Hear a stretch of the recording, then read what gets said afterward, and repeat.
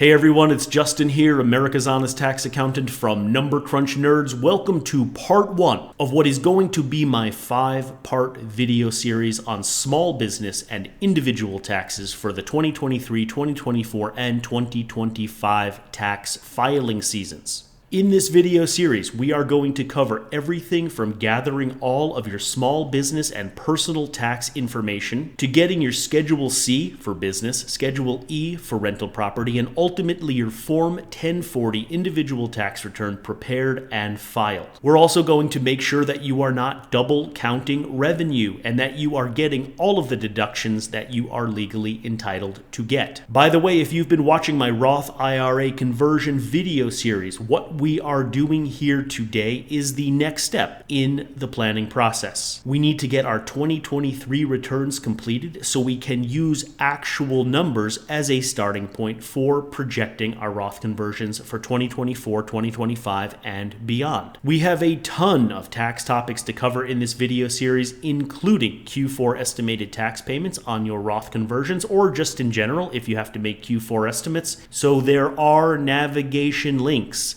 in the description below this video if you want to skip around, rewatch certain sections, and or focus on the topics that are most relevant to your situation. By the way, if you enjoy this video, please like and subscribe and let me know in the comments what's going on in your small business and personal tax situation. All right, first up is business income. So what information do we need to gather to do tax reporting for your small business? And what we're going to be looking for is your 1099 NECs, your 1099 miscellaneous, 1099K, possibly your QuickBooks files, your Excel files. The question is, where do you keep your books and records pertaining to your small business? And what are we going to be focused on? Well, we're going to be making sure that we report all revenue that we are legally obligated to report, and we're going to make sure that we're not mistakenly over-reporting revenue and paying too much in taxes. And this is a common problem when folks get over 1099 or they just don't know how to reconcile the information on these various forms, because there are cases where either the wrong information is being reported on here or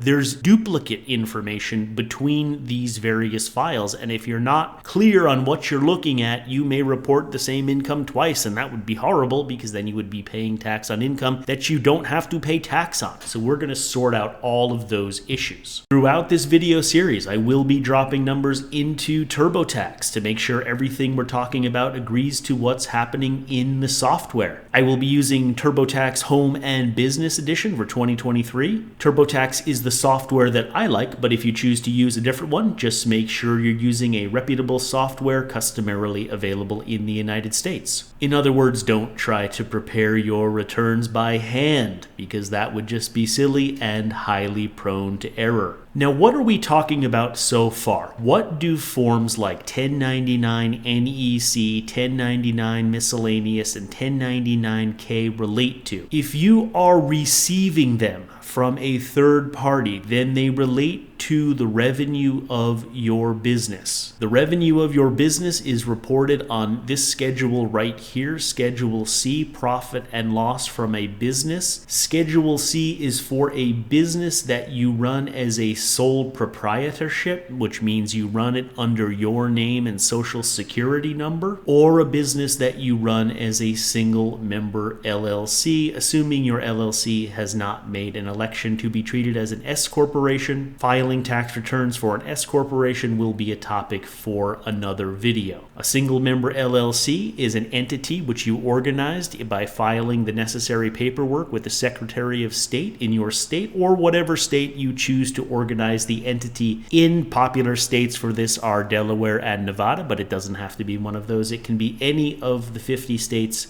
you can organize a single member LLC under which to operate your business. As I said, if you're operating as a sole proprietorship, your name will go here on this line and your social security number will go here. If you're operating the business as a single member LLC, you will have a business name that will go here, and you will be issued an employer identification number by the IRS, which will go here in this box D. And all of your business revenue items like 1099 NEC, 1099 miscellaneous, 1099 1099K are all going to go right here, ultimately in this line, gross receipts or sales, box number 1. Now let's go to TurboTax and see how we're going to need to enter the information. All right, so we're in TurboTax. I'm on the business tab right here, business income and expense. I'm going to click continue.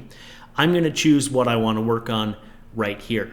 So this is the screen where you can enter different kinds of businesses. If you have a Schedule C operating business, which is what we're going to be talking about first, you're going to do that right here in this first section. Rental property businesses, which are Schedule E, are going to be down here in section number 2. We'll do that later. And then there's some other situations which we'll talk about throughout this video series down here. So for right now, I'm going to update Schedule C. Now, I've already entered basic business information for a business, which I've just called entertainment business. This return is set up for Mickey and Minnie Mouse, so they're in the entertainment industry. So this is their business right here. If you have more than one distinct business, you are required to file a separate Schedule C for each one. So you would add another business right here, and you will have a new row for each business. You can have as many businesses listed here as you have. In this situation, I'm just going to have one for now. So we're going to edit that. Now here is the information that you will enter about the business. So we have a basic business profile, which you'll have set up already as part of getting this business to appear within TurboTax in the first place. If you have your information in Quicken or QuickBooks, you can import it right here. For now, I'm going to assume that we don't have this and we're tracking our information either in 1099 miscellaneous, 1099 NEC, 1099K, or in Excel, or in some kind of books and records that are outside of this kind of software that you could actually import the data. So we're going to go in here into business income. What I want you to take away from this screen right here for the moment is that there are entry fields for each of these different kinds of forms. However, there's really nothing that would prevent you from mistakenly entering the same information twice. For example, if you have information reported to you on a 1099 NEC, meaning you're an independent contractor and you received a 1099 NEC for revenue from services you performed from another business, it's certainly possible you already have that information in your business income books and records. So if you already have it in here, and then you get a form that reports the same information, and you're not aware that it's already in here, you're not keeping track of it well enough, and you enter it here and then you enter it here, it is certainly possible that you could mistakenly double count it, and then you would be paying tax on the same income twice. It's also possible that, remember, there's a person preparing this at the customer or client that is giving it to you. It's possible they put the wrong information on this form, maybe not intentionally, but if you're not aware of what the information should be based on your books and records, and you just go with this without reconciling it or understanding what's on it, it is certainly possible you could pay tax on too much income. You have to know if the information you're receiving here is right. Now, there is not supposed to be duplicative reporting between the 1099 NEC and the 1099 K, but we're going to go over what these forms mean, and it is certainly possible that some of the information could potentially be double counted, especially if you're receiving these forms from smaller businesses with preparers and accountants that may not know what all the rules are and they put the wrong thing on here. So we're going to be digging into all of that detail coming up in just a little bit. Right, so we're back to our information gathering. When we talk about the 1099 NEC and 1099K and all those potential double counting issues and duplicative reporting issues, it's going to be right here in this section of the video. Before we get there, let's keep talking about our information gathering process. So we just finished talking about revenue. What other information do we need for this first section right here of the Schedule C? It's going to be returns and allowances, product returns, because we don't want to pay tax on sales that ultimately ended up in a return. And then, of course, cost of goods sold, i.e., what is the cost of the items that you purchased or made, which you then sold to customers. Generally, this is more applicable in like a retail business or some kind of business where you're selling physical goods as opposed to a service business, but it can apply to both if you are selling goods in conjunction with your service business. So that is the information we're going to need to gather to get this portion of the Schedule C prepared in TurboTax. Let's go down to the next section. All right, what other information do we need to gather before we get started? Well, expenses for employees and for contract labor would be the next thing. Note that if you have employees, you will need to prepare and file W-2s and W-3s by January the 31st. If you pay independent contractors, you will need to prepare and file Form 1099 NEC by January 31st. Now, let's just be completely clear. Up here, we were talking about your business receiving a 1099 NEC and having to put the information right here as revenue on your return. This is because you're an independent contractor. You are providing services to another business and they provided you with a 1099 NEC. Down here, we are talking about your business is paying an independent contractor, not an employee, a contract laborer or of some kind, and you have to provide them with a 1099 NEC if you paid them more than $600 during the year. There are some exceptions to that, which we will go over in a little bit, but this is the difference. This is you. If you have this on your books and records, contract labor, you may have to file 1099 NECs by January the 31st. We're going to go over that down here in this section in just a little bit. Also note that if you are an employer filing 10 or more information returns, that means W-2s, W-3s, 1099s of any kind, you must file electronically. This is a law that's been around for a little while, but some people aren't aware of it. If you need to file these forms, you can do that from a number of places, including from TurboTax. Right here, TurboTax, right at the top in this employer forms, create forms, you can click on this and it will take you to an online site where you can electronically file those 1099s, W-2s, and so forth. So you can do it right out of here if you'd like. Okay, so file these forms by January 31st, and then you will need the information on who you paid and how much you paid them when preparing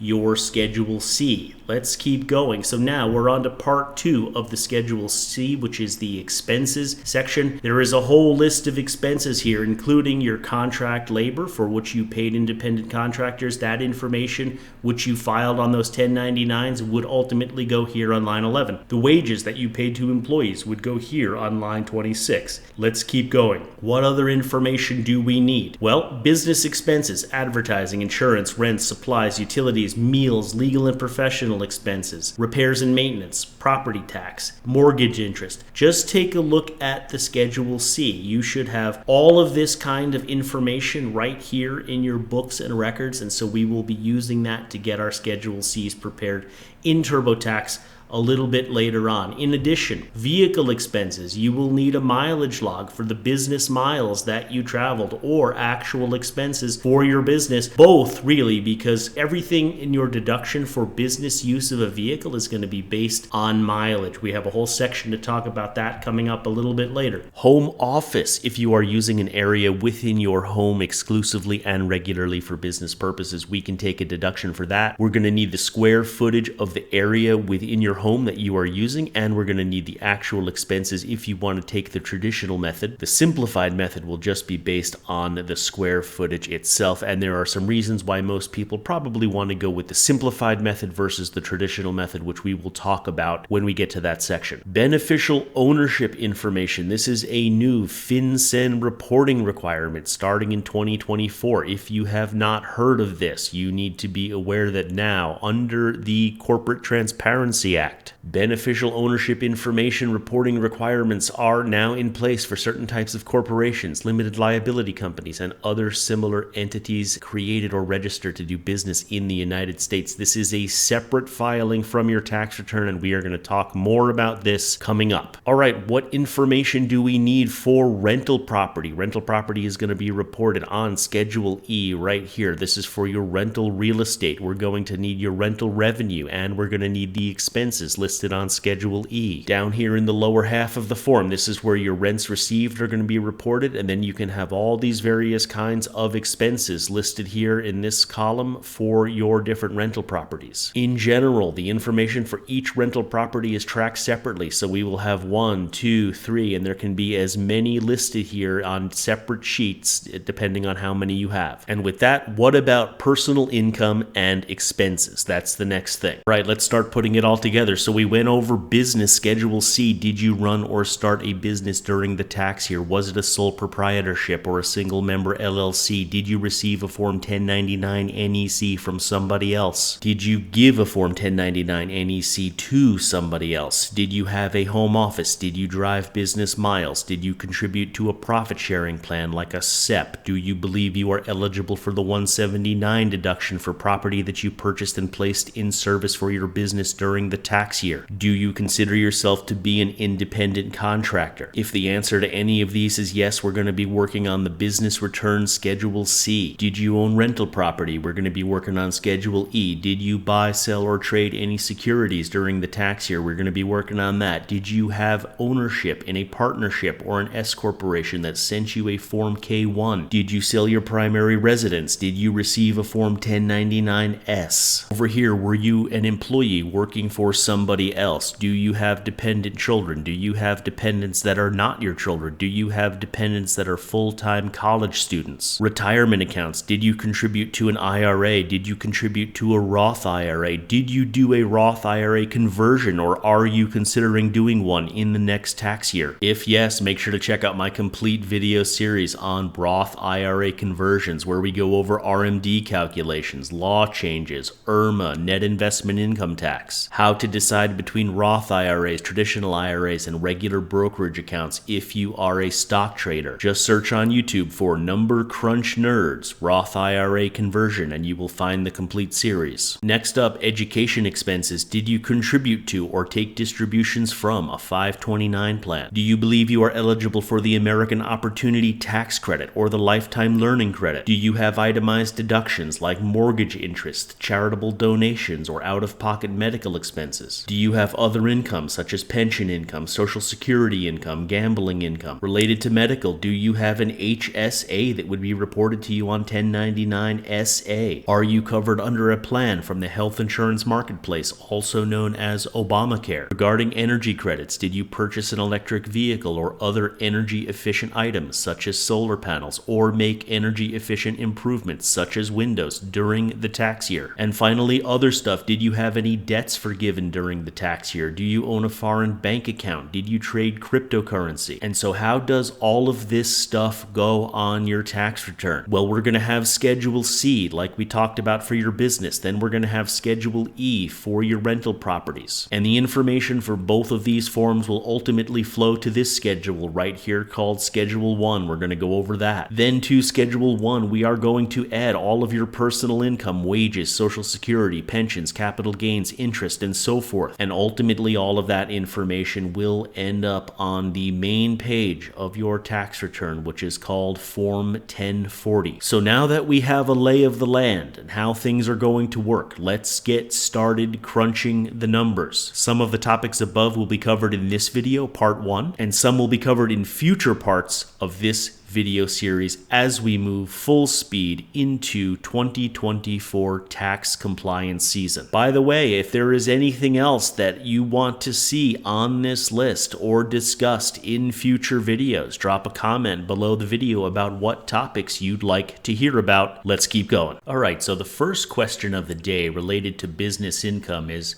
where do you track your revenue for your small business? Because what we want to avoid is double counting. We want to report everything that we're supposed to report, but we want to avoid double counting income and mistakenly reporting too much and paying tax on too much. So here is a list of common places where small businesses track and calculate revenue. And the thing is that sometimes the same numbers can appear in multiple places, and that's where the issue of potentially double counting can come into play. So we have your QuickBooks files, we have Excel files, we have bank accounts, we have third-party payment processors like PayPal and Venmo. By the way, Zelle Is Zelle a third-party payment processor? No. Zelle is considered a money transfer service. It is not a third-party payment processor. And the issue of third-party payment processors is going to come into play when we start looking at 1099s. So let's go down here. In addition to all of these, we have your 1099 NECs that we talked about, 1099 miscellaneous. This is usually given for rents. If you are collecting rent or you are paying rent, you may have to deal with the 1099 miscellaneous. We also have the 1099K. The 1099K is for payment card and third-party network transactions. So basically it is for credit cards and for third-party payment processors. So if you accept credit cards in your business, which most businesses do, if you use third-party payment processors, which many businesses do, it is possible that you will get one of these 1099K. And so what we have to figure out is the information on the 1099 NEC and the 1099 miscellaneous and the 1099K, number one, is it correct? Number two, is there potential double counting going on in here? Or are there things included in here that may not belong in here? For example, this is supposed to be your non-employee compensation, but does it include reimbursements of expenses that whoever you provided the service to agreed to reimburse you for expenses? But that is not necessarily income. It is just reimbursement for an expense that you incurred as part of the arrangement under which you were providing services as an independent contractor. So it's possible that the accountant that prepared this 1099 NEC put something in this box which may not need to be there. It's also possible that if you collected sales tax, for example, they may include the sales tax in here by mistake, when really the sales tax is just something that you're supposed to collect and remit to the sales taxing authority, to the state, to the government, to the local government or the state government. But it's not supposed to be in this box, and it's possible that the accountant mistakenly put it in this box. I would be more concerned with the 1099 NEC because a lot of times these are going to be coming from small businesses, and small businesses may not have the resources, they may not have the accountants with the necessary knowledge to know exactly what goes in this box, and so it's possible that the wrong thing could be in there. With the 1099K, it is much more likely that this information will be correct because these are going to be coming from large corporations that have the appropriate staff in place and appropriate training in place to get these numbers right. But if one of these smaller companies is paying you sometimes by check, sometimes by credit card, sometimes by third-party payment processor, they might throw the entire thing in here when they're not really supposed to. So we're going to go over the difference between this form, this form, this form, and talk about potential double counting issues between all of these locations where you may be tracking and calculating revenue. All right, let's do some examples. Now, let's say that your bank records show the following information. We have customer A who typically pays by check, and we have $20,090 of revenue recorded related to the services that we provided to customer A.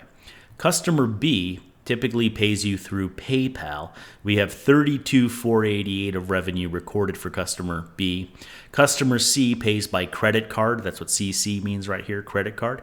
We have $12,341 of revenue related to customer C, and then all other customers right here, $6,552. They pay in various ways, and so we have total revenue of $71,471. Now, let's say that in addition to that, tax time comes around, we get a 1099 NEC from customer A, and it shows $24,090 in box one. Box one is non-employee compensation right here.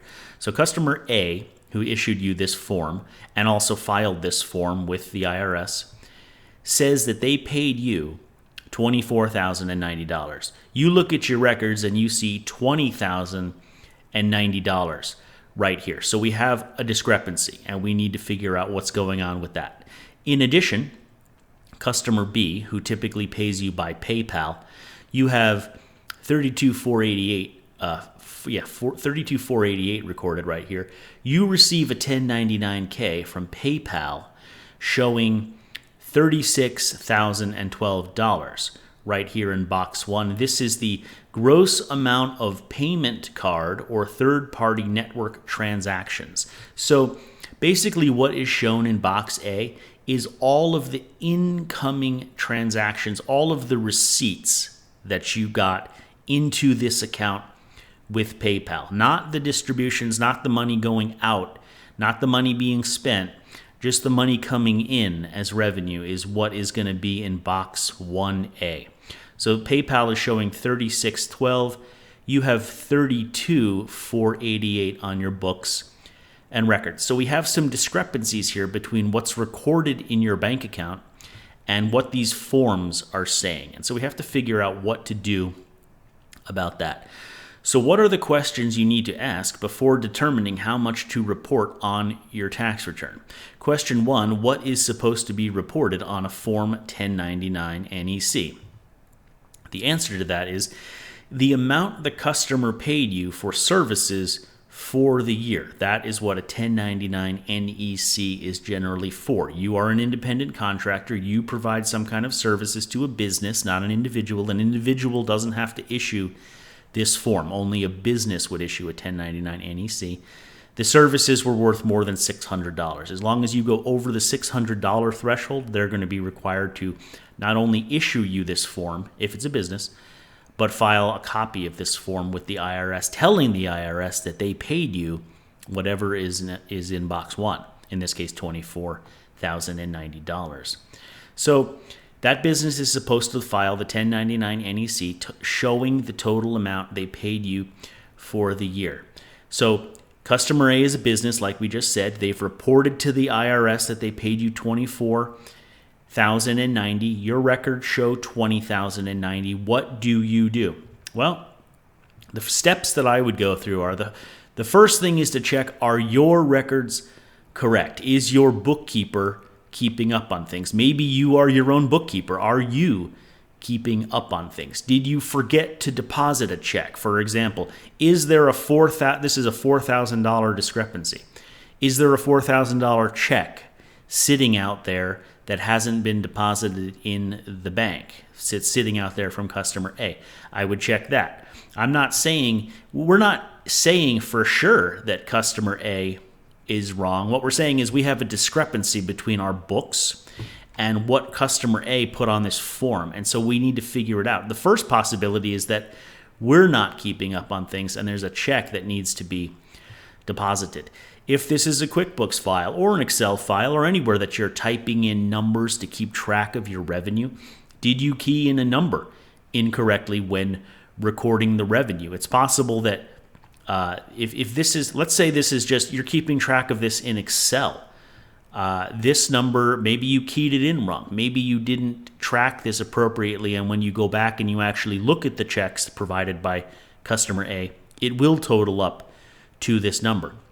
The point is that if you just take this as a given and you file with this, maybe it's right, maybe it's not right. You don't know unless you figure out, does this number make sense? What is the $4,000 difference between my bank account in this case and this number? So it's possible that there's a check missing. It's possible that there's a recording error on our side, on your side as the business. That is possible. So if one of these things were true, so there was some kind of like mistake on our side, and we filed the tax return based on our records, then you would have underreported your income to the IRS, right? So if you just ignored this form because you're like, okay, yeah, I have it all in my I have everything recorded right here. I have everything tracked in this bank account, and I file based on this, then it's possible we would be underreporting by $4,000 right here.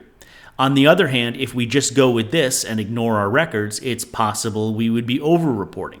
That's why we have to reconcile these items and figure out what is the difference between this number and the number above. So the first thing to check is on your side. Is there something wrong with your record keeping?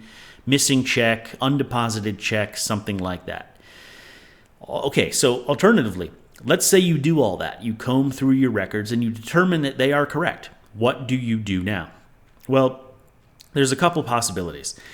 It could be that customer A has made a mistake and over-reported your revenue to the IRS. And from here, one of two possible things can happen. A lot of small businesses don't keep good records, or they don't check their records appropriately.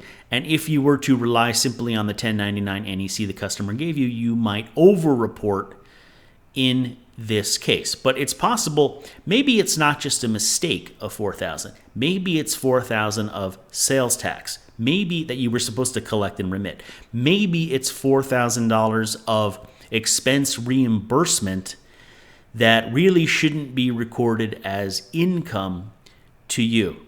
And so you have to find out what it is.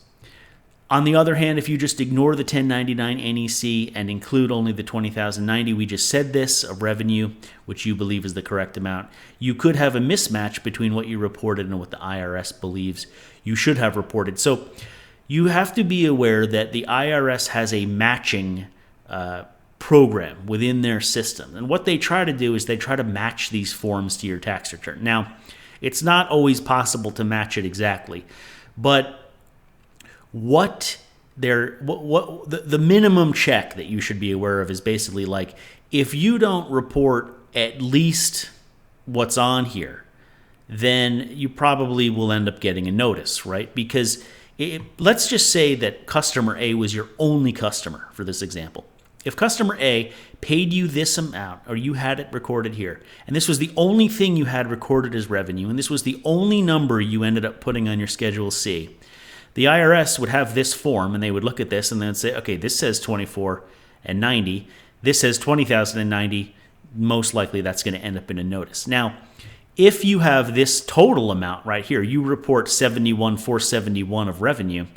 Well, that amount is more than this, and so that is unlikely to cause a notice, because within this $71,471 certainly could be this amount.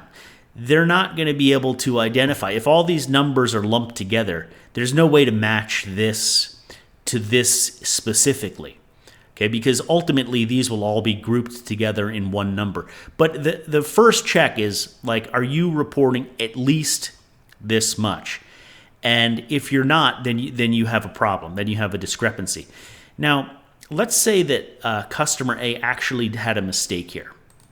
If that was the case, so in that case, the best practice would be to contact customer A and get them to file a corrected 1099 NEC. If you were confident that they made a mistake and it really should only be $20,090, you could contact customer A, tell them to reissue this 1099 NEC. They would have this little box right here, corrected, checked, and it would say $20,090. And then you wouldn't have a mismatch problem with the IRS trying to match this to your tax return. The moral of the story is that you should be able to reconcile what customers give you on a Form 1099 NEC to your books and records. And what does that mean, reconcile? It means you should be able to add up all of the payments for services that customer A gave you during the year, and it should agree to Box 1 of Form 1099 NEC. So, for example, let's go back up to the top here. If you had this in your bank account, $20,090, within that total, there should be, probably will be like multiple transactions. You know, maybe they paid you $4,000 one time and $5,000 another time and $5,500 and so on. You should be able to reconcile, means you should be able to add them all up, and it should match this. And if it doesn't match this, then you either have a problem on your side with record keeping, or the customer has made a mistake, or the customer has included something in here like sales tax or an expense reimbursement or something that for whatever reason shouldn't be part of this number.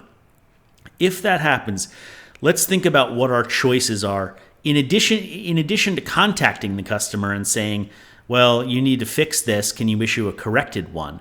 Maybe we have some other possibilities we could consider.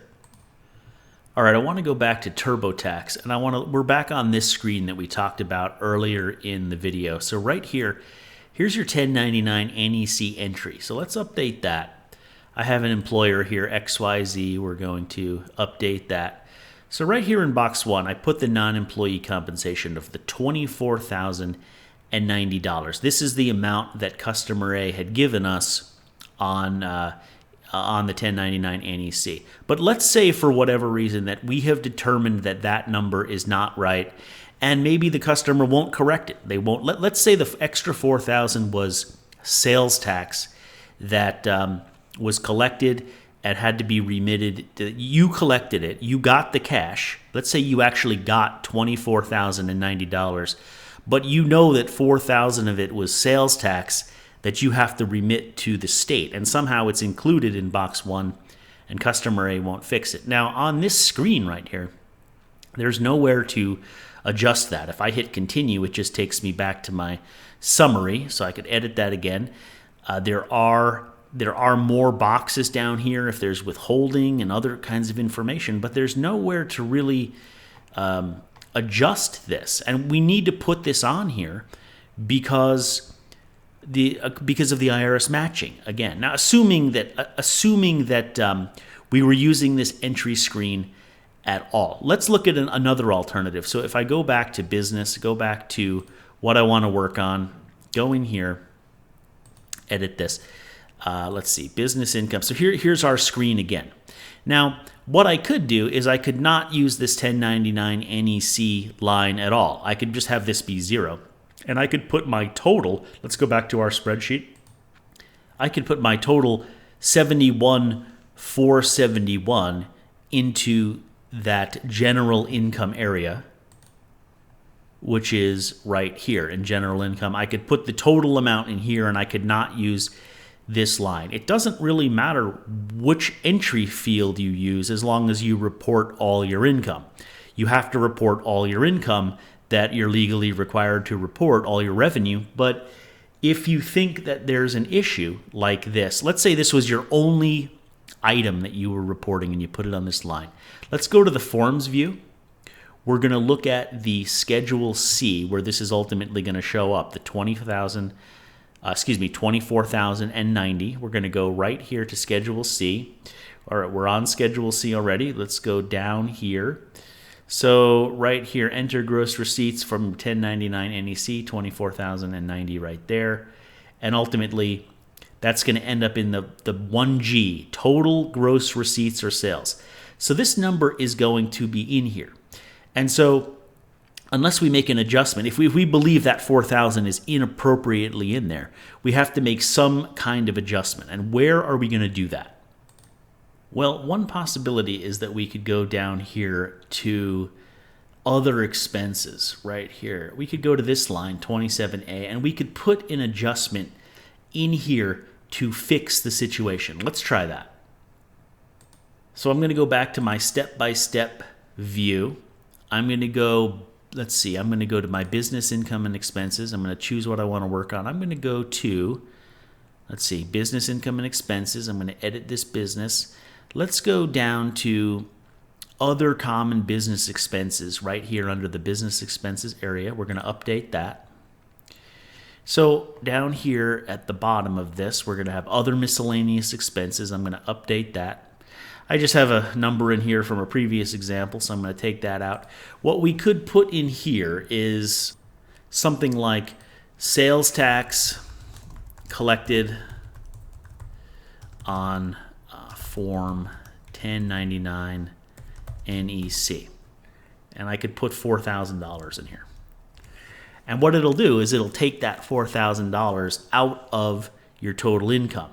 And so you can match, you can have the 1099 NEC match by putting the actual number into the income line. So there's our 4,000. Let's go back to Forms View, and let me summarize what I just said there. If we go back here, we're going to see the 24,090 still up here because this is what it said on the 1099 NEC, but we determined that 4,000 is actually sales tax that was collected. So we got the money, but we have to remit it to the state. So what we're going to do is we're going to take that 4,000 out right down here under other expenses. And so if we get down to the reason that this is 5,132 is I also have some I have some other returns and allowances in here, but to see it even better, let me take that out. Okay, I took that out. So now what we have right here on our gross income line, the $24,090. And there was actually another commission down here from another example, which I took out. So the only thing left on here right now is the $4,000, which we said was actually sales tax collected, and it wasn't supposed to be part of box one. So we don't want to pay income tax on that as if it was revenue to our business. So we want to back it out somewhere, and so we've chosen to back it out right here. And so then the $20,090 that we believe is the correct answer ends up down here on the net profit line. So that's how you could deal with a situation where you've determined that the number reported on the 1099 NEC was incorrect for some reason and the customer won't fix it for whatever reason. All right, we're back on our spreadsheet. So now here's the next question. If you provide services to a customer that are more than $600 and they're supposed to issue you a 1099 NEC, why did you not get a 1099 NEC from customer B? Okay, let's assume that customer B is a business, not an individual. So customer B is a business. They paid us $32,488. We got that 1099K from PayPal. If I go back up to the top here, we got that 1099K from PayPal. We did not get a 1099 NEC from customer B. Why is that? For the answer to that, let's go straight to the horse's mouth. These are the instructions to Form 1099 NEC from IRS.gov. Now, there's two areas I want to highlight. Right here, this is exceptions to filing Form 1099 NEC. And I'm going to blow this up right here in a second so you can see it. I'm going to make it bigger, but I just want you to see like the whole page. We're talking about exceptions to filing 1099 NEC, of which there's a whole list of them right here, but I want to focus on this one, the 1099K. This is one of the exceptions to filing the 1099 NEC. So let's go down here where I've blown them up. Here's the exceptions. Some payments do not have to be reported on Form 1099 NEC, although they may be taxable to the recipient. The payments for which a 1099 NEC is not required include all of the following. So again, it's including this whole list of stuff right here. We're going to focus on this exception, the 1099K. Payments made with a credit card or payment card or certain other types of payments, here's the key, including third-party network transactions, must be reported on Form 1099K by the payment settlement entity and are not subject to reporting on the 1099 NEC. So remember, when the customer A was paying you by cash or check, customer A had to file a 1099 NEC. But in this example, we're assuming that customer B paid you entirely by PayPal for this year. And if it was a credit card, the concept would be the same. So because they paid you entirely through a third-party payment processor, okay, in this case, customer B would not have to file the Form 1099 NEC because the third-party payment processor, in this case PayPal, reports the revenue you earned from customer B on the 1099K. So if the customer pays you by cash or check, remember customer A, it falls on the customer to have to file that 1099 NEC. But if the customer pays you by credit card or third-party payment processor, let's say they pay you entirely by credit card or third-party payment processor, it relieves them of the responsibility to file that 1099 NEC because the third-party settlement processor has to file the information on the 1099K. Okay, let's make sure we understand that with a little flow chart. So if the customer, here's the customer, here's your business over here. Customer pays you by check or cash. Then, if that's the case, then the customer, remember, we're talking about over $600 here. Then the customer files the 1099 NEC with the IRS and gives you a copy. So if the customer pays you by cash or check, it's on the customer, if assuming it's a business, it's on that customer to file that 1099 NEC and give you a copy.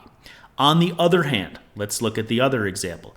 On the other hand, if the customer uses a third-party payment processor or a credit card company, which is the same thing, here's your business over here, They pay you by credit card or other third-party payment processor. Then the third-party payment processor, right here, it's on them to file the 1099-K with the IRS, and they give you a copy. Okay? So either way, in either scenario, the revenue that you generate from customer B or from any customer that's a business, as long as it's over $600, will be reported somewhere. Either by customer B itself, if they were paying you in cash or check, via the 1099 NEC, or by the third-party payment processor via Form 1099-K. So if the customer paid you partially by check or cash and partially by third-party payment processor, technically what should happen is, let's say they paid you $1,000 in cash and $1,000 via credit card over the course of the year. They should report $1,000 on this form to you, only the part that was paid in check or cash. And the credit card company would report the other $1,000 on this 1099-K. But remember when I said, well, you may have, accountants working at this, maybe the customer B is a small customer. You have an untrained accountant working there. The accountant looks in the books, they say, oh, we paid you $2,000 over the course of the year. They slap $2,000 on this 1099 NEC. Well, part of that $2,000, the $1,000 that was paid on the credit card, that's also going to show up on here. That number is going to be in both here and here if customer B's accountant made a mistake and put the credit card transaction on the 1099 NEC. Follow? Okay. What about the fact that the amount reported on the 1099-K is different than what you have in your books and records as being received from customer B? Remember, the PayPal 1099-K had $36,012 on it, $36,012. You have only $32,488. What are we going to do about the fact that we may have a discrepancy here as well? We're going to come back to that one in 1 minute. Before we do, let's flip the scenarios around.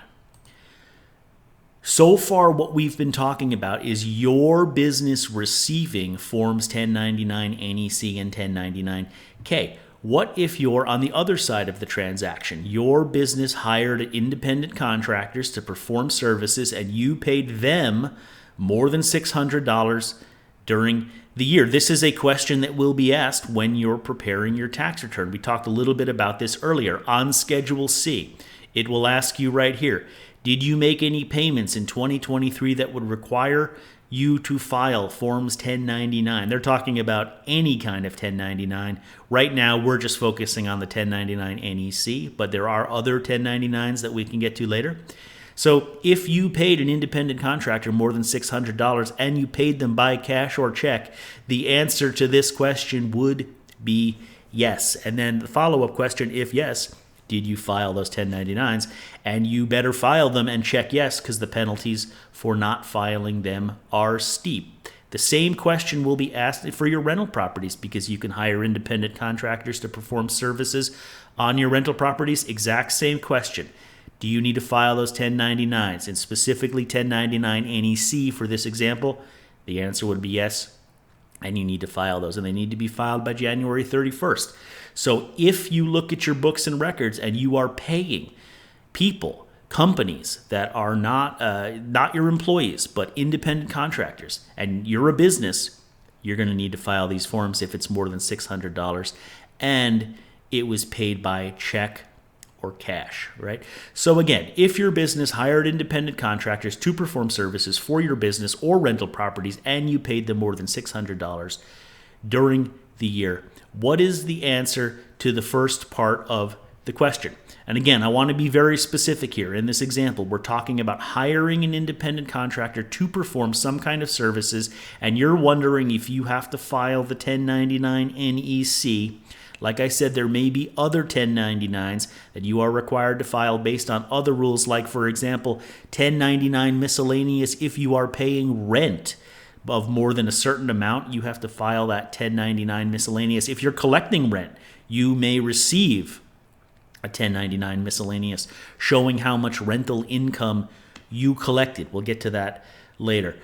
So those are other separate forms than what we're talking about here. The simple reference to the 1099s is a very broad bucket of forms. I'm talking about right up here where it says, did you do anything that would require you to file a Form 1099? This is a whole bucket of possibilities. We're focused mostly on the 1099 NEC because that's going to kind of be the most common one when you hire businesses to do something for you, independent contractors. So again, based on that, in this scenario, the answer is, it depends on how you paid them, right? That's the point I'm trying to make here. If you paid by check or cash, then yes, you made payments requiring the filing of a 1099. However, if you paid them exclusively by credit card or third-party payment processor, then no, you did not make any payments requiring the filing of a 1099. And knowing that, you may consider changing your business practices going forward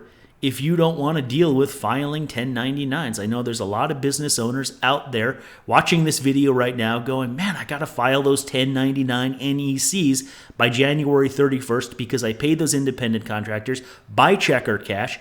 If you don't want to deal with that filing requirement anymore, just pay all your contractors by credit card or use a third-party payment processor, and you'll never have to file a 1099 NEC again because the responsibility to report will fall on that payment processor with the 1099K.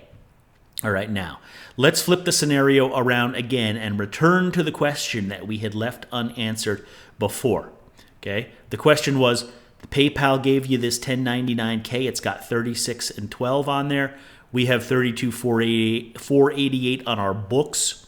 Okay, so what about the fact that the amount reported on the 1099K is different than what we have in our books and records? Let's go back to that question. Okay, so first, let's make sure we understand what is in box 1A of the 1099K. We mentioned this before, but it's all of the incoming transactions processed by the payment processor. This is the money coming in to PayPal right here. It does not include outgoing transactions. In other words, charges you made or expenses that you had. So if the number is more than what you have on your books and records as received from customer B, what are the two primary reasons why this might occur?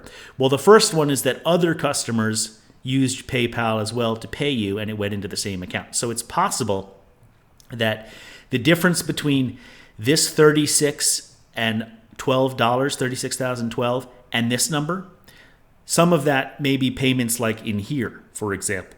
You should be able, in fact, right here on this tab, we're going to do a third-party payment processor detail reconciliation coming up. But it's possible that some of these are PayPal payments as well, and so they're included in this total.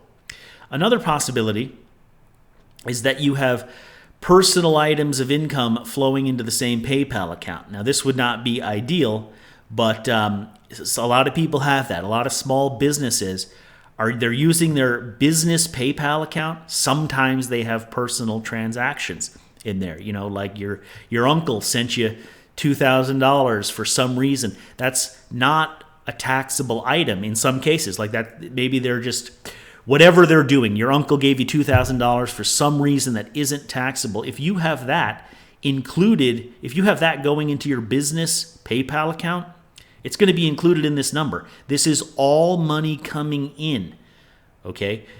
This is all money coming in. The third-party payment processor doesn't distinguish between business receipts of money and personal receipts of money, okay? So it's possible you could have personal items in here as well. Now, another thing I want to mention also is, let's say there is no personal, there's no personal stuff in here. Let's say that none of these are PayPal transactions. Another possibility is that you spent some money from PayPal, all right? And when the balance from PayPal was transferred into your bank account, this was the net amount. This was the $36,012 that you got in revenue minus, let's say, just about $4,000 of expenses. And when you transferred the money from PayPal to your bank account, what arrived was $32,488. That's a possibility. But you wouldn't, if you reported $32,488 as revenue, that would be wrong because your revenue was actually $36,012. And so you have to understand, again, reconciling. What is this number? Does it agree to my books and records? And if it does not, what do I need to do to figure out what the difference is? Okay. Now, ideally, you should not be commingling business transactions with personal transactions. If you're doing this, if your business is still small enough where you have personal transactions being mixed in with your business transactions, you need to stop doing that. You need to start undoing it as soon as possible. Get a separate PayPal account for personal reasons. Get separate credit cards for business and personal reasons. Don't commingle that. There's a lot of reasons why you do not want to commingle business and personal transactions. But many small businesses do, even though it is not the best practice. In that case, you need to identify which transactions are business and which are personal, and you need to separate them. All right. In fact, when we look at the data entry screen for TurboTax related to this issue, there is a specific box to exclude the personal transactions. Okay, I took a little snapshot here. This is the area where you enter the 1099K information from that screen that we went to earlier, right? You would enter box 1A right here, gross amount of payment card and third-party network transactions. This is where you would enter the $36,012. This number would go right here, like this. But then they have a checkbox here. This amount, box 1A, is too high or includes some personal transactions. If you check this box, you will get this little window, this little area will pop up. Enter the amount that shouldn't be included. This is where you enter your personal transactions that should be excluded from this total because they are not taxable as business transactions. You would enter that amount here, and TurboTax will subtract whatever you put in this box from whatever is in this box right here. But note that this box is not a box on the 1099K. Okay, there is no box that says enter the amount that shouldn't be included on the 1099K form itself. This is a box in TurboTax. You have to know how much is personal. Okay, the 1099K is not going to tell you. The 1099K doesn't distinguish between business and personal, like we said. It's something you have to determine by looking through the transaction detail from the payment processor and separating out personal transactions from business transactions. And this is where excellent record keeping really becomes really important, because if you get audited, which would likely be like 1 to 3 years later after this tax return was filed, and if the IRS is like, we see you put a number in this box right here, where is the supporting detail? In other words, if the IRS is going to, okay, I see box 1A, that matches the 1099K that you got, but then you put a number here. You put a number here for personal transactions that reduced the amount that was ultimately taxable, and they're like, where's the support for that? How can you prove that those were personal transactions that weren't subject to tax? And if you didn't keep good records, then you may not be able to support that amount in the box. You may not be able to support that it's actually a personal transaction. And if you can't support it, it is certainly possible that you will get adjusted, which means you will owe tax plus interest and penalties, most likely, on your personal income that was never taxable in the first place. That's why you have to keep good records. By not having the records, if you were under audit and there was no record that it was personal income, and the agent is like, well, I don't see any supporting detail. You can't provide any supporting detail. So I'm just going to say, well, no, that's not personal. It's business. Not only did you just get taxed on personal transactions that weren't taxable, you owe interest and penalties on top of it. And that would be really annoying. So building and retaining records to support your tax return is important. This is what your CPAs and your tax preparers are doing. They're gathering all the necessary records and putting it all together in a summary to build the supporting documents to support your tax return. And when you have those, it will provide you with a high level of confidence, not only that you're reporting all of the revenue that you are legally required to report, which you have to do, but at the same time, you're avoiding over-reporting that could come from mistakenly double counting revenue or reporting personal income or not being able to understand if the 1099 NEC is right or if there's like extra stuff on there, or maybe the accountant put credit card payments on the 1099 NEC.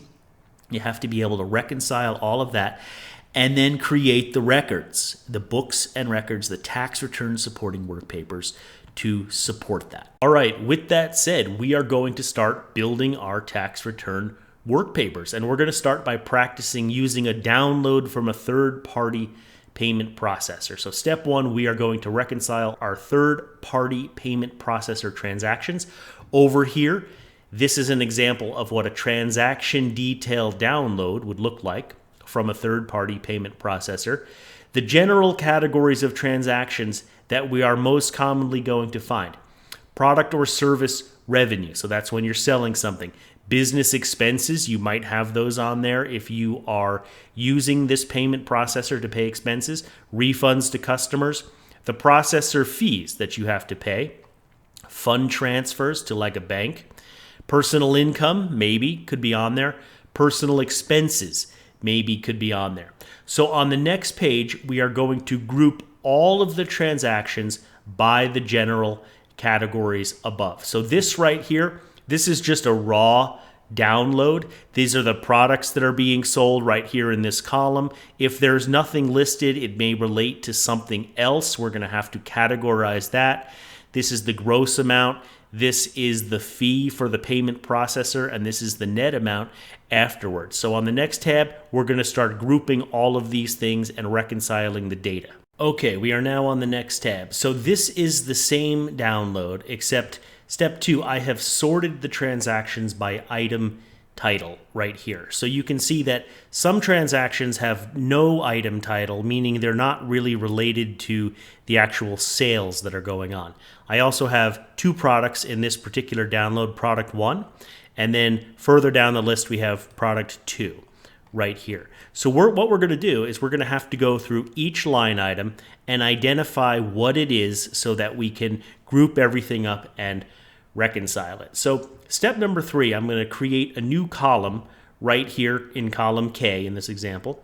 I'm going to label each transaction with the general category labels that we discussed earlier. So for example, if I go through this, let's say this payment to Nathan H is a personal expense. I sent Nathan H something. It relates to a personal thing that I happen to be running through my business account here, which is not ideal, but a lot of people are doing it, so we have to account for that, okay?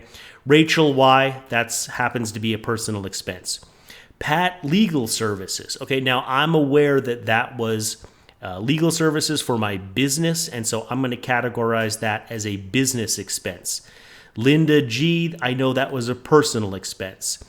Fred's services, that was something that I incurred for my business. Fred provided some kind of services, so that's going to be a business expense. And then we're going to keep going. John Web Design, business expense. Tim P sent me $2,000 for some reason unrelated to my business. Maybe he owed me money for something. It has nothing to do with business, so I'm going to identify that as personal income. Because remember, if I get a 1099K from that third-party payment processor, it's not going to distinguish between this piece of personal income, which I'm saying this is not a taxable item, and then all of my business income, which would be taxable. So then we continue down the list. I have two more personal expenses here, and then a fund transfer, like out of this payment processor account into a bank account, for example. And that covers all of the ones that didn't have an item title associated with them. So the rest of them, most of these are going to be product sales. I'm just going to go down the list, look for any ones that might be different, like right here. This one is a negative number. that was a refund of one of these product sales. So I have to identify that as a refund. Keep going down. Here's another refund related to product 2. Product 2 is also product sales. And then so right here, what I like to do is I'm going to total up everything that is in this column right here. So I have a grand total to work with that accounts for all the items that are in this list. Then what we're going to do is we're going to group by these categories right here. So let's go back up here. I've created a summary of all of the transactions, all right? And I'm simply using a sum if formula to sum up all of these numbers by the category labels that I put in right here. So the sum if formula is very simple. It just says look for this word, look for this phrase in this column, and if you find it, then sum up the associated number right here. And so what we should have is when I sum up all the categories, we should have that same grand total at the bottom. That's the first step to make sure that we have a complete record. So it was $7,476 was the grand total on this list, accounting for money inflows and outflows. And I have $7,476 is the grand total right here. This is a completeness check. You want to make sure that you're accounting for everything.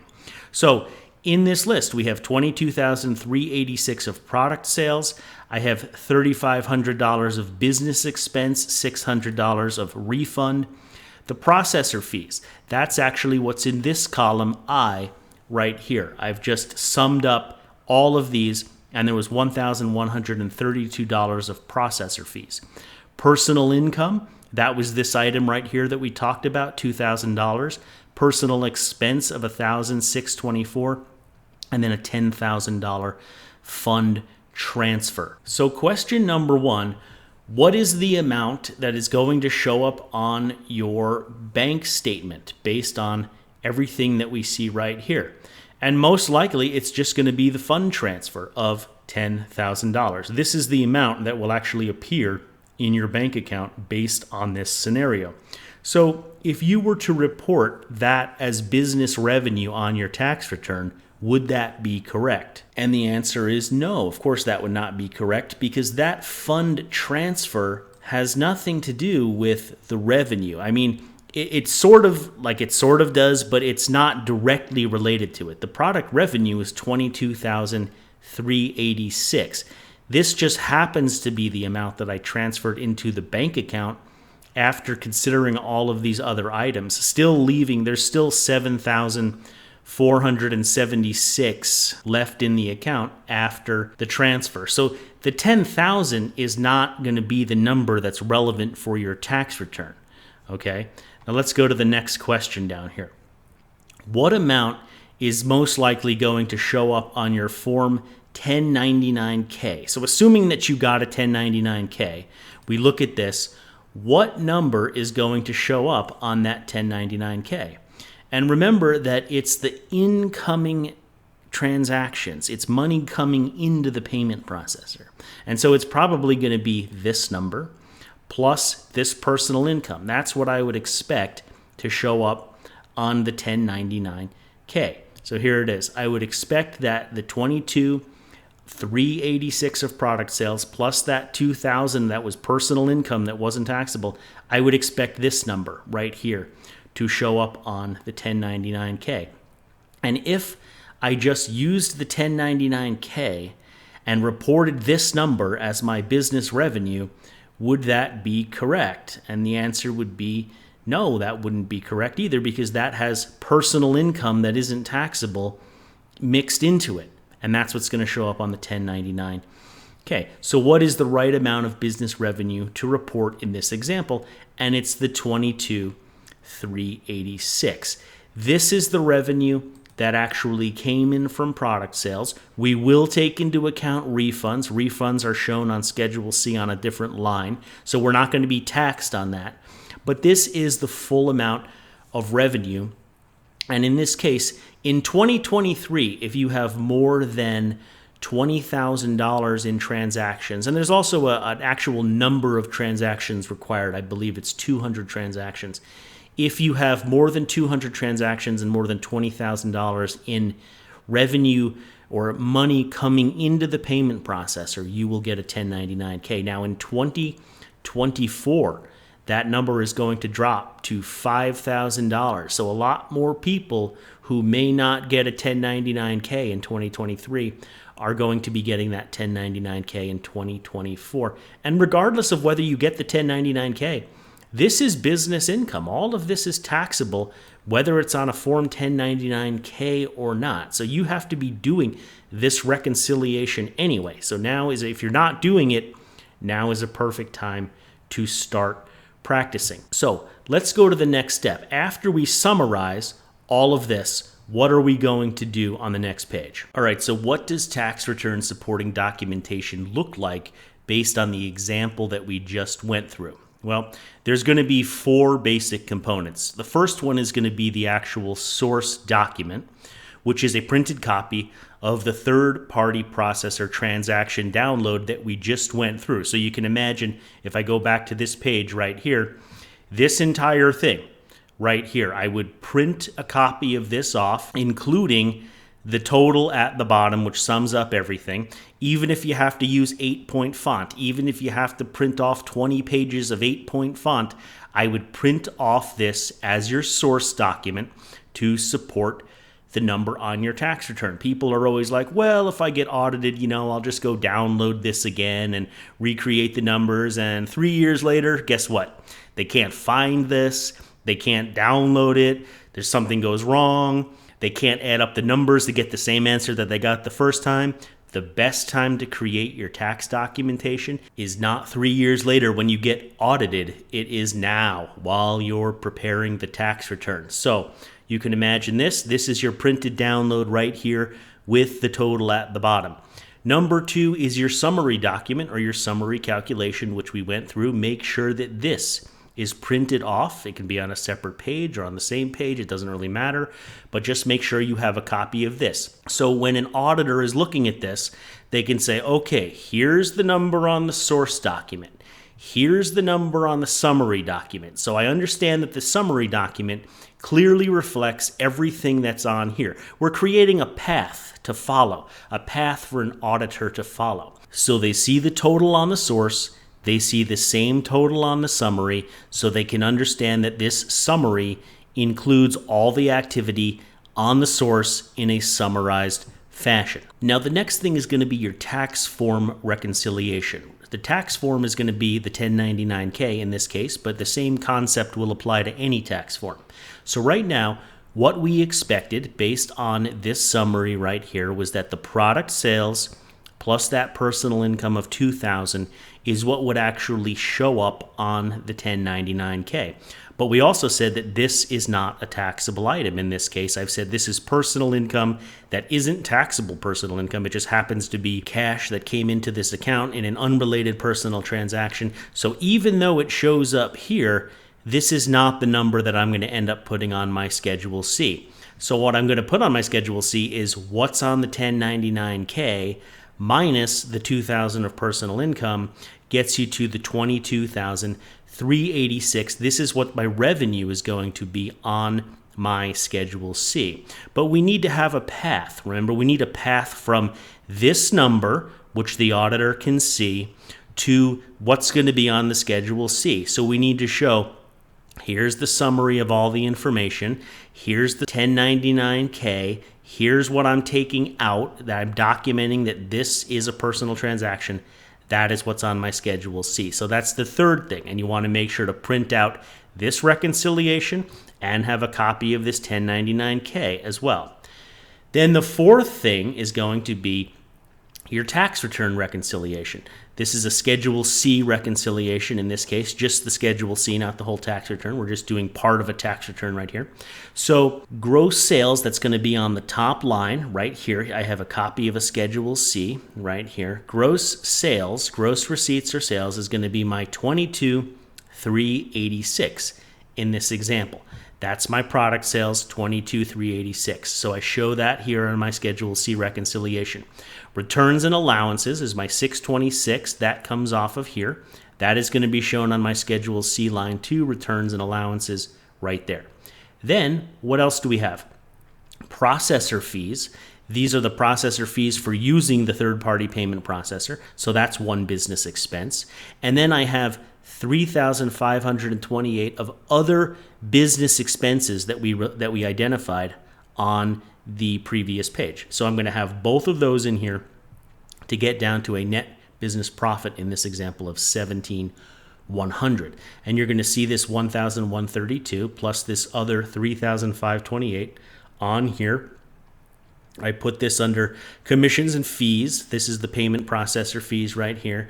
And then I have various other expenses, which you can certainly break them out in these different lines. But for purposes of this example, I just lump them together in other. And then so at the bottom of my Schedule C, I'm going to have the $17,100. And so this will be on the tax return. And then I want a reconciliation of what's on my tax return that can follow the path backwards from this to this, to this, and ultimately back to the source document. And like I said, I would print out everything here. You'll have a printed copy of your tax return. Get yourself a nice little binder clip like this, clip it all together, and then if you ever get audited in the future, everything you need to support your tax return will all be in one place. And what if you don't get a 1099-K from your third-party payment processor? Well, in that case, you do the exact same thing we just went through to reconcile all of your income from the third-party payment processor transaction list to make sure that you're reporting everything you are legally obligated to report while also not double counting transactions or incorrectly reporting personal income. And if this were the case, you can skip the Form 1099-K reconciliation since no form was received. So if that was your situation, you could just skip Part 3 right here since you don't actually have to reconcile to any form since you didn't get a form. As I mentioned before, the threshold for 2023 is going to be $20,000 of transactions. You'll get a 1099-K. However, as of the making of this video, I said this before, this law has been changing. This used to be like $600, and as of the making of this video, they changed it back up to $5,000 for the 2024 tax year for 1099-Ks that you would potentially receive in 2025. Currently, the threshold is going to be $5,000 of transactions. So as I said, for 2024 reporting for forms received in 2025, a lot more small businesses will likely be receiving a 1099-K. All right, and the last topic we're going to cover in today's video is estimated tax payments. If you've been watching my Roth conversion video series and you decided to do a Roth conversion in 2023, you may need to make an estimated tax payment, or you may just need to make an estimated tax payment in general for Q4. Either way, the Q4 2023 estimated tax payment is due by January the 15th, 2024. If you happen to miss this date, just go ahead and make your Q4 estimate as soon as you can, because underpayment penalties are calculated by the day. So if you happen to miss this date, then just make it as soon as you can. So what we're going to do is we're going to go over the general rule about estimated tax payments, and then we're going to go back to our personal tax planning template. This is the personal tax planning template that we have been using in the Roth conversion video series. There is now a new tab inside the template called Estimated Tax Payments. So if you're already in the course, you can just go to the members area and download this. All you have to do is copy this tab into your existing workbook. You don't have to change all of this stuff again. All the modifications that you made in here, those can stay. Just copy this tab right in, and all you're going to do is link up your current year projected income tax in this row. Right here, you're just going to link it from the personal tax planning template to the estimated tax payments tab, because as you know, what we're doing in here is we're trying to project our taxable income into the future, including for 2023 right now, because at the moment, most people have not filed their 2023 returns yet. In fact, that's what we're working on doing over the course of these videos over the next several months as 2024 tax compliance season ramps up. So what you should have in here right now is a projection of your 2023 taxable income. And so what you're going to do is you're going to go to the bottom. You're going to find your total tax projection right there. You're going to go over to the estimated tax payments tab, and you're just going to link it. And then you can drag it across for all the given years. And so with this information, you're then going to be able to calculate your estimated tax payment. So let's go back. We're going to look at the general rule, and then we're going to come back here and I'm going to show you how this calculation tab works. All right, so the general rule, in most cases, you must pay estimated tax for 2023 if both of the following apply. You expect to owe at least $1,000 in tax for 2023 after subtracting your withholding and tax credits and other estimated payments that you may have made throughout the year. And 2, you expect your withholding and tax credits to be less than the smaller of 90% of the tax to be shown on your 2023 tax return. So basically, if you think that your withholding and your tax credits and the other estimated payments that you may have made is going to be less than 90% of the tax that you're actually going to owe for 2023, then you may need to make an estimated tax payment. This is called a safe harbor, meaning if you pay at least 90% of the tax to be shown on your 2023 return, then you won't get hit with underpayment penalties. The other safe harbor is this one here, 100% of the tax shown on your 2022 tax return. Your 2022 tax return has to cover all 12 months, which for most people will be the case.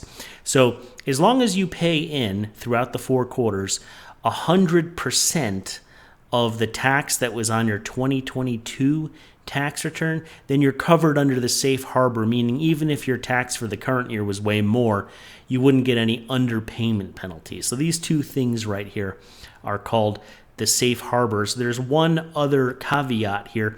For higher income taxpayers, if your AGI for 2022 is more than $150,000, $75,000 if your filing status for 2023 is married filing separate.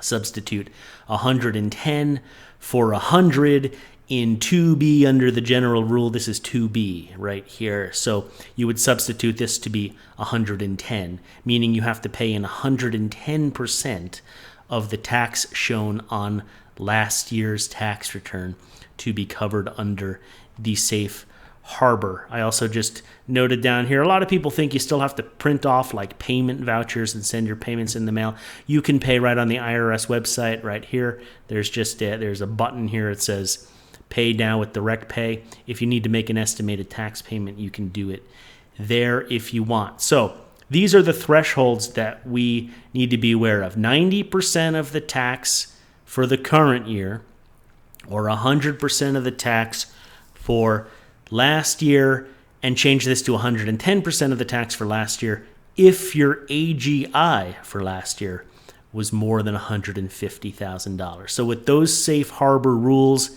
in mind, let's go back to our spreadsheet and see if we can calculate our estimated tax payment. All right, so we're back in our personal tax planning template. So we're going to be focusing on column D for the 2023 tax year for this example. So the Q4 estimate for 2023 is going to be due by January the 15th, 2024. So we already discussed that our projection for 2023, based on all the things we've been doing in our Roth conversion video series, all the numbers that you've been gathering and plugging into this column right here, you should, if you're gathering all your numbers, you should have a pretty good idea of what your 2023 tax liability will ultimately be. Obviously, this is still just a projection until you actually file your tax return, but that's what a lot of people use for making estimated tax payments. They have to use a projection because until you get all of your W-2s and your 1099s and everything in the mail, you're not really ready to actually file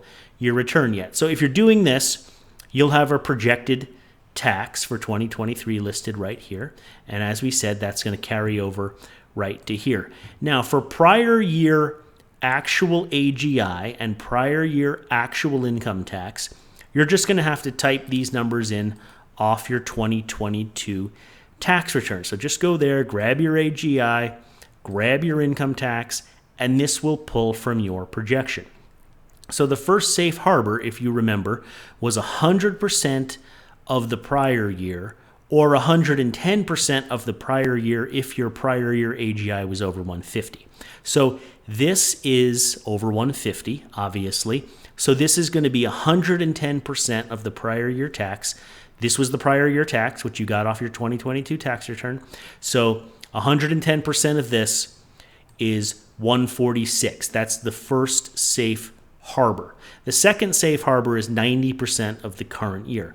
So if your projection is good, if you feel confident with your numbers, all of your estimates, this happens to be a little bit lower in this example. And so 90% of this number is 112,737. So if your projections are good, and this really is very close to what's going to be on your actual 2023 tax return, then you would be able to be covered by the safe harbor by paying in 90% of this number, or in this example, 112,737. If you're not that comfortable with your projections, or you're uncertain about what your income is going to be, or you just don't want to, you'd rather use last year, there's nothing to stop you from paying in a little bit more. You could pay in this number if you wanted to. You could pay in this number provided this projection is good, and you could be covered under the safe harbor.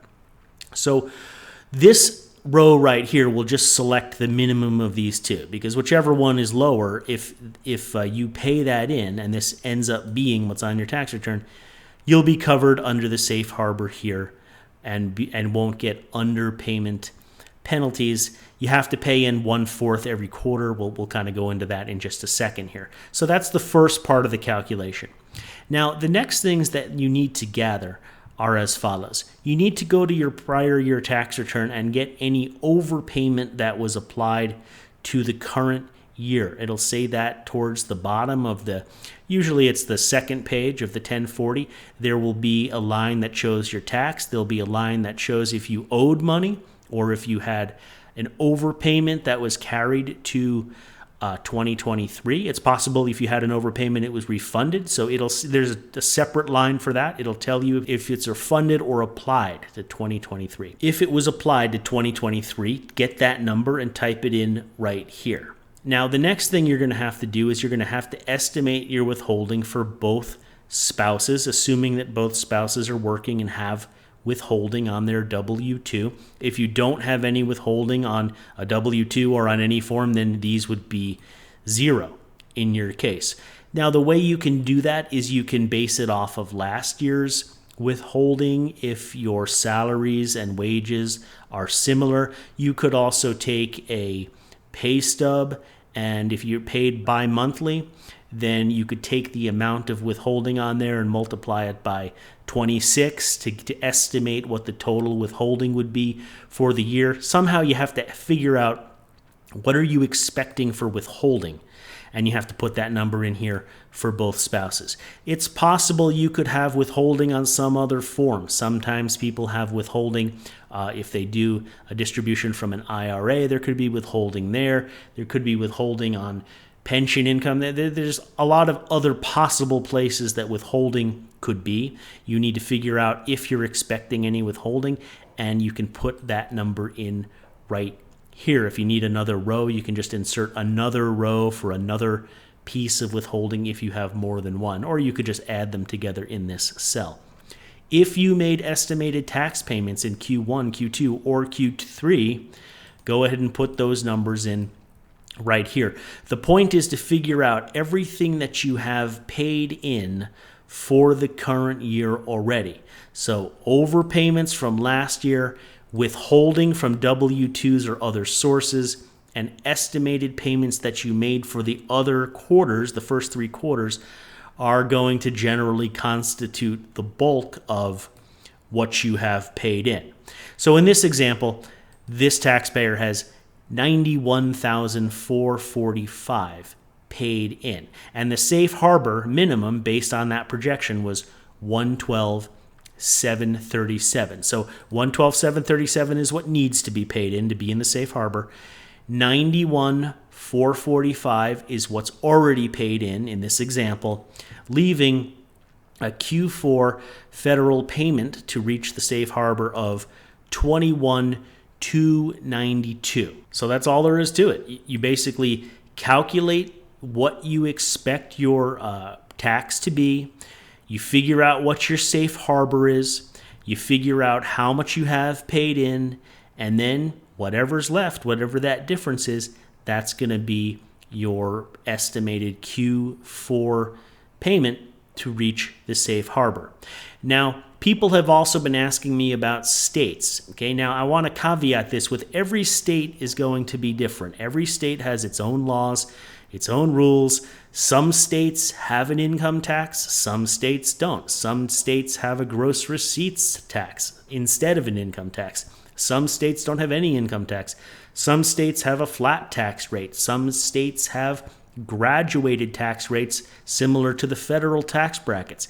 It's going to be a mixed bag. It's just going to depend on what state you're in. So below, I'm going to give you kind of a general idea of how to calculate your estimate if you want to make a payment for your state tax as well. But remember, this is just kind of a general idea. You're going to have to either look at your prior year return, your prior year state return to figure out like how does your state tax income, if it taxes income at all, and you're going to have to adjust this probably to figure out what your estimate needs to be. But so this is a general template.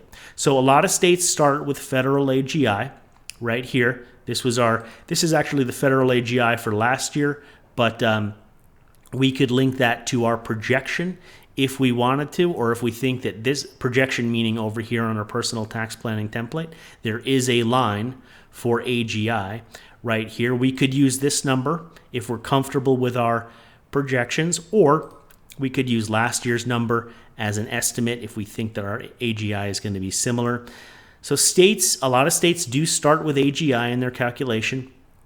They tend to have a variety of additions and subtractions. For a lot of people, if you're not doing a lot of like depreciation is a very common one, depreciation on business assets and stuff. A lot of people, these may just be blank. I'd say for most people, you could probably make your estimate without spending too much time trying to figure out what goes here. States will often have a standard deduction. Sometimes it's the same as the federal, sometimes it's not. And so you got to kind of figure out what your state taxable income is going to be. And again, I would look at last year's tax return. Another thing that you can do, even if you're not ready to file your tax return, you can take all of this information that you've been projecting right here and you can throw that into TurboTax, and you can see what number it gives you as an estimate for state tax that will be due in the current year, and you could base your estimated payment off of that. You may not be ready to file yet, and that's okay, but you can still use TurboTax to kind of help you judge what kind of state tax, even what kind of federal tax you're looking at in the current year. So once you get your state taxable income, there's going to be a rate. It could be a flat rate. It could be graduated rates. If it's graduated rates and you don't want to spend a lot of time, just take the top rate in the bracket. You might pay in a little bit extra. At least you won't have any penalties, and you can always get that back as a refund if you overpaid too much. To simplify it, just take the top of the bracket and calculate your state tax based on that. And then you do the same thing we did up here. If you have a carryover on your state return from the prior year, an overpayment being carried to 2023, throw that in here. If you have state withholding on your W-2s, throw that in here. If you made any estimated payments for states, throw that in here. And then it's going to take your state tax less all of these amounts that were paid in to give you what a Q4 estimate might look like. All right, that is going to be it for this video. As I mentioned, I will be putting out more videos in this How to Do Taxes 2023-2024 video series, and we're going to be doing a lot of work in TurboTax as we prepare for tax return filings on April the 15th. By the way, if you're interested in the Roth IRA conversion video series or the personal tax planning template, there are links to all of those items in the description below this video. With that said, I hope you enjoyed this video. Thanks for watching, and I will see you in part 2.